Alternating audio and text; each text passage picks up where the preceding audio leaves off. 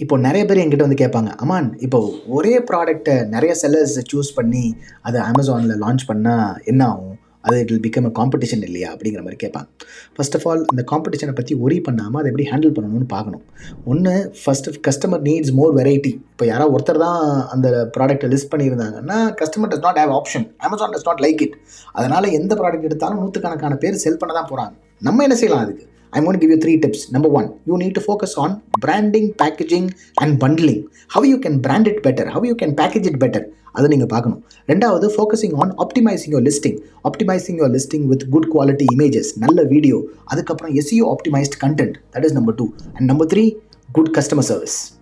குயிக்காக ரெஸ்பாண்ட் பண்ணுறது, personal touch இருக்கிற மாதிரி ஃபீட்பேக் வச்சுருக்கிறது. இந்த விஷயத்தில் ஃபோக்கஸ் பண்ணணுன்னா காம்படிஷனை ஈஸியாக நீங்கள் பிரேக் பண்ணலாம். If you want to stay head in the e-commerce business, like and subscribe to this channel. I will see you in the next video.